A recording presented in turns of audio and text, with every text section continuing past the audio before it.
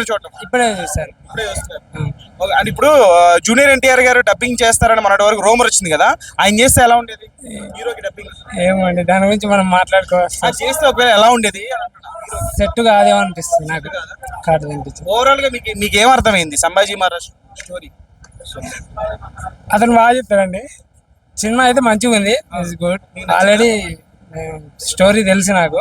చాలా మంచిగా అనిపించింది. కొంచెం డబ్బింగ్ కొంచెం ఇంకా వేరే వాళ్ళని పెడితే మంచిగా ఉండేది అనిపించింది. సో ఇటువంటి స్టోరీలు మన తెలుగు హీరోలో ఎవరు వేస్తే బాగుంటుంది? మన స్టార్ హీరోల్లో ఏ హీరో వేస్తే బాగుంటుంది? సంభాజీ మహారాజ్ క్యారెక్టర్, శివాజీ మహారాజ్ క్యారెక్టర్ కానీ తెలుగు హీరోలో ప్రభాస్ సెట్ అనిపిస్తుంది. ప్రభాస్ అయితే బాగుంటుందా? బాగుంటుంది అనిపిస్తుంది.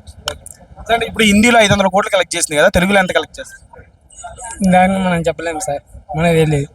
ఓవరాల్ గా సినిమా మీకు నచ్చిందా? నచ్చింది. మంచి ఎక్కడైనా బోరింగ్ అని లాగ్ అని అనిపించిందా? ఎక్కడ అనిపించలేదు. బాగుంది సినిమా. ఇప్పుడు ఔరంగజేబ్ పరిపాలించారు కదా భారతదేశాన్ని, అది ఎంత సీన్స్ అవన్నీ బాగా చూపించారా? మంచిగా చూపించారు. ఎమోషన్స్ అవన్నీ కూడా మంచిగా ఎమోషన్స్ కూడా సెట్ అయింది. ఇటువంటి సినిమాలు రావాలా? రావాలండి. ఇలాంటివి తెలుసుకోవాలి మనకి. యాక్చువల్లీ ఇంకా బుక్స్లలో అంత లేదు.